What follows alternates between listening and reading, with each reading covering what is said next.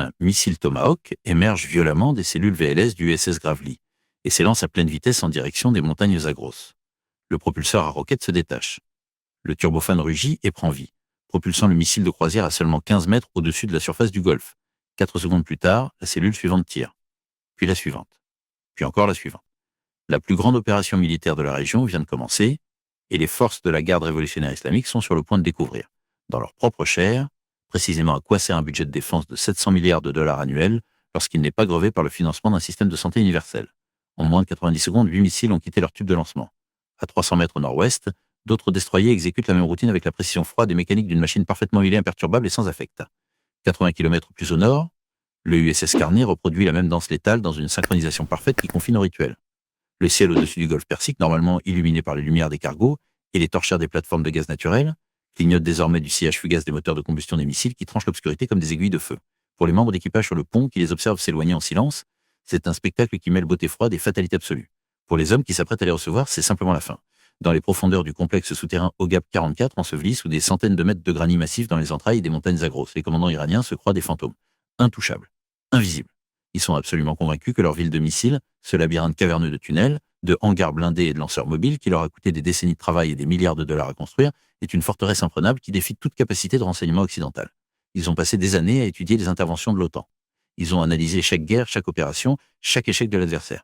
Ils ont construit leur doctrine sur une seule vérité fondamentale: ce qui ne peut pas être trouvé ne peut pas être détruit. Mais ils n'ont pas la moindre idée que chaque lanceur mobile en leur possession est, à cet instant précis, en train de transmettre ses coordonnées GPS exactes vers le ciel à travers des balises clandestines. Parce que pendant qu'ils fixent leurs écrans radars, pendant qu'ils débattent des trajectoires d'interception et vérifient les protocoles de réponse, une balise dissimulée, placée physiquement dans le châssis de leurs actifs les plus précieux par un opérateur israélien, qui a passé des mois infiltré dans la base, pulse des coordonnées de ciblage directement vers un satellite espion au FC-1-6 en orbite à 300 km au-dessus de leur tête. Que se passe-t-il lorsque vous réalisez que vous avez été suivi, marqué comme cible et dépassé stratégiquement depuis des mois, avant même d'avoir touché le bouton de lancement? Au cours des 8 derniers mois, l'unité 8200 d'Israël jouait une partie longue extraordinairement dangereuse dans les ombres. Bien avant qu'un seul missile soit chargé en carburant, des agents en couverture profonde avaient infiltré la base d'OGAP 44 et circulé depuis des semaines entre les tunnels et les baies de maintenance, fixant physiquement des balises GPS ultra miniaturisées au châssis des transports érecteurs-lanceurs lourds de la CGRI, des véhicules de 30 tonnes, les actifs les plus précieux que l'Iran possède sur le terrain. Ces balises ne sont pas des traceurs conventionnels. Ce sont des dispositifs passifs, dormants, pratiquement indétectables, opérant dans un mode à très faible consommation qui les rend invisibles aux scanners de sécurité électronique iraniens. Ils n'émettent aucun signal jusqu'à ce qu'ils reçoivent l'ordre. À 308 heures précises, au moment où le commandement de la marine américaine donne le signal de début d'opération, les balises s'éveillent et pulsent leur signal de position. Et le satellite O, FC-1-6, ne voit plus simplement la montagne de l'extérieur. Il voit la ville de missiles de l'intérieur.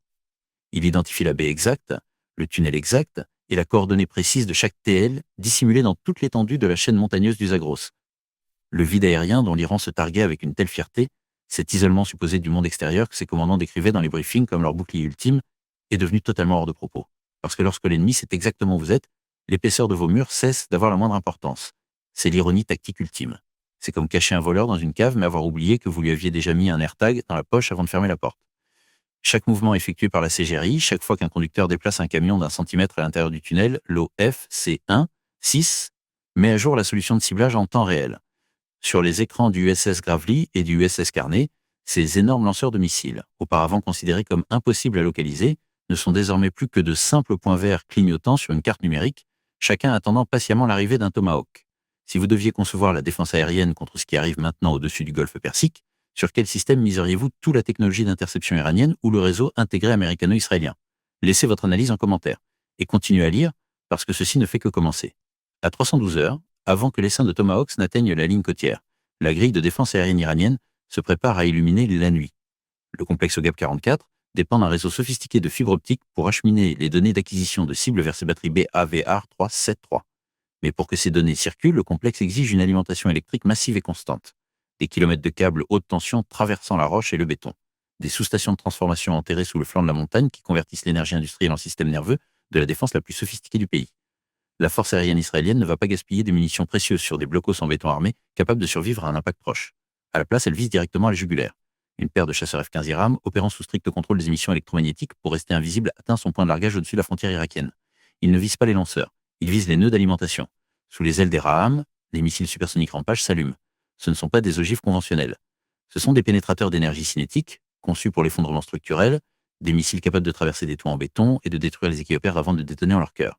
Les rampages se lancent selon des arcs parfaitement calculés et se précipitent sur les sous-stations de transformation, haute tension entourant le complexe OGAP 44. Une série d'éclairs aveuglants lacère l'horizon de la chaîne montagneuse.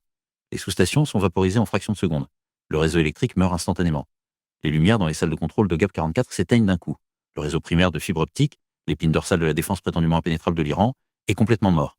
Sur les terminaux de contrôle, les écrans deviennent noirs. Les opérateurs radars perdent leur flux. Les contrôleurs des batteries BA, VA, VARR 373 crient dans leur radio en cherchant un signal, mais tout ce qu'ils reçoivent, c'est le silence. Les commandants iraniens sont contraints d'improviser. Ils actionnent les générateurs de secours de l'installation, un mouvement qui se révélera être leur dernière erreur tactique fatale.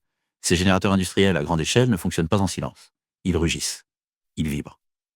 Et plus important encore, ils expulsent d'énormes colonnes de gaz d'échappement surchauffées pendant qu'ils s'efforcent d'alimenter les systèmes internes du bunker. Dans le froid glacial de la nuit de montagne, avec des températures sous zéro qui congèlent le souffle à quelques centimètres de la bouche, ces sorties d'échappement deviennent des enseignes aux néons rayonnantes, brillantes et sans équivoque sous les capteurs infrarouges à longue portée de l'avion d'alerte avancé de contrôle au Rhône israélien qui orbite silencieusement dans l'obscurité à 15 000 mètres d'altitude. Les fantômes de la montagne ne sont plus dissimulés. Ce sont maintenant des signatures thermiques à fort contraste, parfaitement indexées pour les missiles de croisière, qui s'approchent déjà à Mach 0,7. Le réseau électrique n'était pas simplement une utilité de soutien, c'était le système nerveux central. Et Israël vient de sectionner la colonne vertébrale du monstre. À 500 heures, la grille de défense souterraine iranienne fonctionne sur énergie de secours et signal dégradé. Mais l'équipe de commandement de GAP 44 reste opérationnelle, bien qu'au bord du chaos.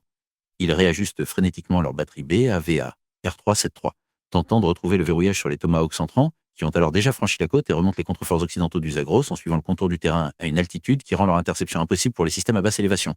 Les commandants croient avoir une dernière chance de sauver leur ville de missiles. Ils sont sur le point d'être présentés à la réalité numérique de l'unité 8200. Depuis un relais haute vitesse et longue portée, opérant quelque part dans le corridor aérien jordano-irakien, l'unité de renseignement israélienne initie une injection de code rouge utilisant un exploit de type homme au milieu d'une sophistication sans précédent. Il pénètre le lien de commandement et de contrôle par satellite de la CGRI. Le système ne se contente pas de tomber en panne. Il commence à halluciner. Chaque terminal de contrôle de tir à l'intérieur du bunker de GAP 44 reçoit simultanément un paquet de données haute priorité, parfaitement authentifié, portant tous les sauts de vérification corrects avec tous les protocoles de signature numérique intacts. L'écran clignote en un cramoisi vif. Le message est simple, urgent et parfaitement formaté selon les propres standards opérationnels de la CGRI. Anomalie systémique critique détectée.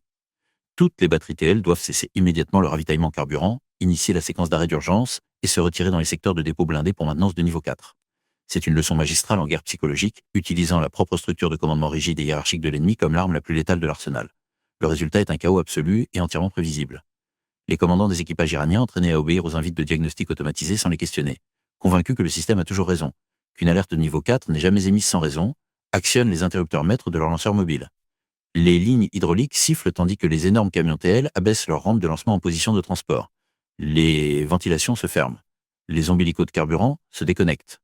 Et les équipages, absolument convaincus de suivre une directive qui va leur sauver la vie, commencent le lent et exposé processus de sortir leurs véhicules des baies blindées pour les amener vers les routes d'approvisionnement découvertes du plateau désertique.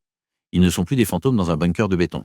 Ce sont désormais des cibles métalliques se déplaçant en file sur un terrain ouvert et aride. Depuis sa position de haute altitude, les capteurs de l'Oran israélien suivent chaque véhicule au moment où il dépasse la sortie du tunnel. L'image radar est d'une clarté cristalline. Chaque TL identifié, catalogué, numéroté et assigné à une coordonnée d'impact dans le système de ciblage partagé avec les destroyers américains. À 630 heures, le commandement de la CGRI, comprenant finalement que le code rouge était un leurre malicieux d'une portée catastrophique, entre en panique. Dans une tentative frénétique de reprendre le contrôle de l'espace aérien avant qu'il ne soit trop tard, ils ordonnent le scramble de leurs actifs aériens restants. Depuis les abris blindés de Merabad et Tabriz, une formation de MiG-29 et d'F-14 Tomcat rugit vers le ciel, leurs ensembles radars s'allumant en mode pleine puissance, cherchant désespérément la vague entrante de Tomahawks, qui traversait alors les gorges de montagne des Zagros à basse altitude. C'est exactement ce que le vol Hadir des F-35 israéliens attendait. Le vol Hadir opère en silence total. Il ne communique pas par radio conventionnelle. Il n'illumine aucun système émetteur susceptible d'être détecté. Lorsque les chasseurs iraniens obtiennent le verrouillage sur le vol F-35I, l'Hadir active le protocole d'annulation. Ce n'est pas simplement du brouillage électronique, c'est une intrusion numérique de niveau profond dans les liaisons de données de contrôle de tir du BA, VA, R373 et dans les propres transpondeurs IFF des aéronefs. Les matrices AESA des Hadir plus une forme d'onde électromagnétique hautement spécifique qui imite la signature d'un F-35 américain. Mais ils ajoutent une couche cachée, invisible pour tout système d'analyse conventionnel. Ils réécrivent les paquets d'acquisition de cibles entrant dans le radar du BA, VA, R373. L'écran radar à l'intérieur du bunker GOGAP 44 se transforme en un stroboscope de folie électronique. Le vol Adir étiquette numériquement les MiG-29 et F-14 iraniens comme des missiles de croisière hostiles. À l'intérieur des cockpits des chasseurs iraniens, les systèmes d'alerte crient de panique. Les contrôleurs au sol exigent une interception immédiate, mais le système BAVAR R373, alimenté par des données de capteurs complètement corrompus, se verrouille automatiquement sur les propres chasseurs iraniens comme la menace primaire. C'est le cauchemar ultime pour tout pilote. Votre propre système de défense aérienne vous peint comme l'ennemi.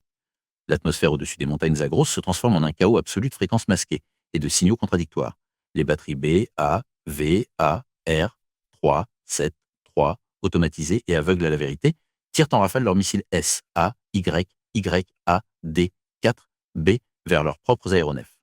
Le vol de F-35I observe simplement, maintenant une orbite silencieuse et parfaite, pendant que la force aérienne iranienne est déchirée par ses propres défenses terrestres.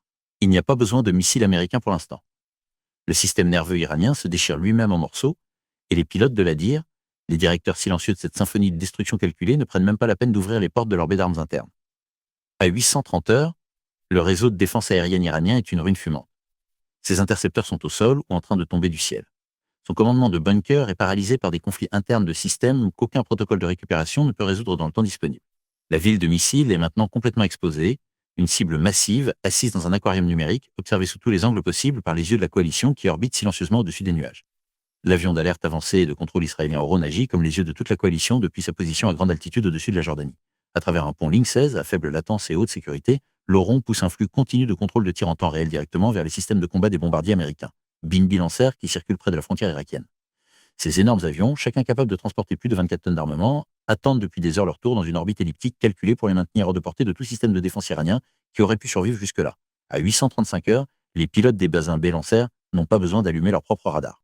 Ils n'ont même pas besoin de regarder à travers leur propre pote de ciblage. Ils volent dans une obscurité totale, en silence et complètement invisible pour tout capteur de recherche que l'Iran peut encore avoir en opération. Sur leurs écrans de vol, les données d'acquisition de cibles triangulées par l'Oron et vérifiées par l'eau, FC 1.6, apparaissent avec une clarté qui frise l'obscénité dans sa précision. Chaque TL qui a été trompé pour sortir du bunker est mise en évidence dans une boîte lumineuse nette. Coordonnées de latitude et de longitude. Altitude. Vecteur de mouvement. Estimation du temps jusqu'à la prochaine position. Probabilité de destruction calculée en temps réel. Le regard d'Israël. Le point de l'Amérique. Les bains B-Lancer atteignent le point de largage. Les portes des soutes à bombes s'ouvrent et, dans une attaque synchronisée exécutée avec la précision d'une montre suisse, libèrent une cascade de GBU 3-1 JIT-DAM. Des bombes de 2000 livres équipées de kits de guidage par satellite qui les transforment en munitions à précision chirurgicale. Elles ne tombent pas simplement. Elles se guident elles-mêmes avec un froid assisté par GPS vers les coordonnées transmises par le système d'alerte avancé et de contrôle israélien. L'impact est définitif, total et irréversible. À travers le plateau du Zagros, les TL iraniens exposés, convaincus pendant les 90 dernières minutes qu'ils se retiraient vers la sécurité, sont vaporisés dans une série de détonations à haut rendement parfaitement chronométrées qui se succèdent avec une cadence de 3 secondes entre chacune. Les JDAM impactent avec une telle précision que les corridors de route de montagne sont bloqués par les éboulements de roches résultants, piégeant les véhicules iraniens restants dans une zone de destruction dont il n'existe aucune échappatoire possible. Les routes de fuite vers le nord sont scellées par des tonnes de granit déplacés. Les routes vers le sud sont coupées par les propres cratères d'impact qui se succèdent à intervalles de 400 mètres. Le système Oron ne fournit pas que des données. Il fournit une conscience situationnelle totale, en temps réel, avec une redondance multiple, et une latence inférieure à 2 secondes entre la détection et la mise à jour du ciblage. Pendant que les B s'éloignent de la zone d'objectif, les équipages observent les conséquences sur leurs écrans tactiques. Chaque point vert représentant un lanceur iranien disparaît dans un nuage de poussière et de feu. Le décompte se met à jour automatiquement sur l'affichage de situation. 32, 41, 56, 69. La ville de missiles se transforme en cimetière de fer tordu en quelques minutes. À 1030 heures, dans un dernier acte désespéré de défi qui en dit plus sur la psychologie du régime que sur tout calcul stratégique rationnel, les unités navales d'attaque rapides restantes de la CGRI et les dernières batteries de missiles côtiers dissimulés reçoivent l'ordre d'ouvrir le feu. C'est une manœuvre d'essai suicidaire, un lancement massif et chaotique conçu pour saturer les défenses de la marine américaine et forcer le naufrage d'Oin des destroyers comme acte de propagande intérieure. Des dizaines de missiles antinavires jaillissent de leurs rails en rafales désordonnées, visant le USS Gravely et le USS Carney au cœur du Golfe. La réponse est instantanée. C'est là que le système Aegis Baselin 10, alimenté par les pistes haute fidélité du radar SPI-6, transforme le champ de bataille en une galerie de tirs automatisés d'efficacité absolue. Les destroyers américains n'ont même pas besoin d'attendre l'autorisation humaine. Les navires opèrent en mode d'interception autonome, où les algorithmes de gestion d'engagement traitent la menace et assignent les intercepteurs en fraction de seconde, bien plus rapidement que n'importe quel opérateur humain ne pourrait le faire. Le ciel au-dessus du Golfe éclate en une série de traînées blanches incandescentes. Le USS Gravely et le USS Carney lancent un mur d'intercepteurs RIM-1, 6-1, SM-3 et RIRM-SAN, SM-3 et SSM qui transforment le ciel en entrelacement de trajectoires d'impact calculées algorithmiquement. Ces missiles ne se contentent pas de percuter les menaces entrantes. Ils les chassent avec la logique froide et implacable d'un prédateur contrôlé par ordinateur, ajustant leur trajectoire en temps réel jusqu'à la milliseconde précédant l'impact. Simultanément, depuis l'horizon, les intercepteurs Arrow 3 israéliens lancés depuis des batteries mobiles du côté Negev de la frontière et asservis au réseau Link 16 de la marine américaine traversent la frontière pour engager les menaces balistiques à haute trajectoire que le SM-3 ne peut pas atteindre avec suffisamment d'anticipation. C'est une chaîne de destruction multicouche et tridimensionnelle qui opère avec une coordination qu'aucun système d'attaque coordonné ne peut pénétrer. Pas un seul missile iranien ne franchit le périmètre défensif. La tactique des 5 que Téhéran avait mis des décennies et des milliards de dollars à perfectionner est démantelée en moins de 5 minutes. Les systèmes laser Helios de la marine américaine montés sur les destroyers s'occupent des derniers missiles de croisière à vol rasant qui ont survécu jusqu'à la couche finale. Les lasers traversent l'acier entrant comme un scalpel à travers du papier, enflammant les réservoirs de carburant des missiles en plein vol. Le ciel s'éclaircit. L'essaim a disparu. À 1200 heures, les écrans radars du USS Gravely et du USS Carnegie. L'essaim chaotique de missiles iraniens étaient remplacés par la dérive silencieuse de débris en feu qui se dispersent à la surface du Golfe, selon des motifs que les analystes du renseignement photographieront, catalogueront et étudieront pendant les prochains mois comme preuve des limites de la conception des systèmes d'armes de l'ère soviétique face à l'intégration de réseau occidental du XXIe siècle. Le labyrinthe souterrain d'Ogab 44 est maintenant une tombe. Sa bouche de tunnel en béton armé a été déchirée et scellée par des milliers de tonnes de granit effondrés, résultat des détonations à pénétration profonde que les derniers Tomahawks sont délivrés avec une précision inférieure à 3 mètres à leur point d'impact calculé. Les galeries qui ont coûté 15 ans d'ingénierie souterraine et environ 8 milliards de dollars en construction sont désormais remplies de décombres jusqu'à une profondeur qu'aucune équipe de récupération ne pourrait déblayer en moins de plusieurs années. Les installations de maintenance souhaitées stocker les composants de remplacement pour les systèmes de missiles sont ensevelies sous des effondrements primaires et secondaires provoqués par la cadence d'impact calculée pour maximiser l'effondrement structurel. Les dommages stratégiques sont absolus. 80% de la capacité de missiles balistiques de l'Iran a été neutralisée dans une fenêtre opérationnelle de moins de 9 heures. Les TL restants, piégés à découvert pendant leur retrait de maintenance ratée, sont maintenant des coques fumantes sur les routes du désert, certaines brûlant encore avec l'intensité des propres propulseurs des missiles qu'elles transporteurs. L'infrastructure de lancement qui soutenait la doctrine de dissuasion centrale de l'Iran, la menace de représailles massives, qui pendant des décennies avait été le principal élément stabilisateur de la stratégie de la République islamique, a été éliminée en un seul coup de coordination sans précédent historique dans la région. En Syrie, les capteurs de reconnaissance à longue portée détectent des aéronefs de soutien russes effectuant un virage d'urgence vers le nord. Ils en ont assez vu. Il n'y aura pas de déclaration officielle, pas d'annonce publique, pas de réunion d'urgence du Conseil de sécurité demandée par Moscou ce soir. Le message est compris à tous les niveaux de l'analyse géopolitique, sans avoir besoin d'être verbalisé. La supériorité technologique n'est pas une théorie pour vendre des budgets de défense lors des auditions du Congrès. C'est une réalité démontrée, calibrée et documentée en temps réel sur le terrain de l'une des grilles de défense les plus denses jamais construites en dehors de l'orbite de l'OTAN. L'opération n'a pas commencé avec le premier Tomahawk qui est sorti du tube VLS du USS Gravely à 300 heures. Elle a commencé 8 mois plus tôt, avec un opérateur qui a marché dans un tunnel dans les profondeurs des Zagros, avec une balise de la taille d'une pièce de monnaie dans sa poche et le sang-froid de celui qui comprend que la vraie guerre se gagne avant que le premier coup de feu ne soit tiré. Chaque élément du piège, depuis les balises plantées dans les TL jusqu'à l'exploit d'injection de code rouge de l'unité 8200, depuis les F-15I qui ont coupé le réseau électrique jusqu'aux F-35I qui ont retourné la défense aérienne iranienne contre ses propres pilotes, depuis les B-1B qui ont attendu en orbite jusqu'aux destroyers qui ont exécuté l'interception finale en mode autonome. Tout a été conçu, répété et coordonné des mois à l'avance. La différence entre les deux forces qui se sont affrontées cette nuit n'était pas simplement technologique. Elle était doctrinale. Elle était philosophique. C'était la différence entre une armée qui construit des murs et fait confiance au fait que personne ne les pénétrera, et une coalition qui infiltre ces murs des mois avant d'avoir besoin de les détruire. La différence entre une doctrine basée sur la dissuasion par la menace et une doctrine basée sur l'élimination de la capacité de menace, avant qu'elle puisse être exercée. L'OGAP 44 a été conçu pour survivre à l'apocalypse. Il n'a pas été conçu pour survivre à un ennemi qui était déjà à l'intérieur. À votre avis, après ce coup dévastateur qui a éliminé des décennies d'investissement stratégique en une seule opération nocturne, l'Iran adoptera-t-il un profil bas et absorbera-t-il l'impact pendant les prochaines années pendant qu'il reconstruit sa capacité, ou est-il déjà en train de préparer une réponse de représailles d'une échelle et d'une nature qu'aucun analyste occidental n'a encore envisagée? Laissez votre analyse stratégique en commentaire. Abonnez-vous et activez les notifications parce que le prochain dossier classifié sera débloqué dans notre prochaine vidéo.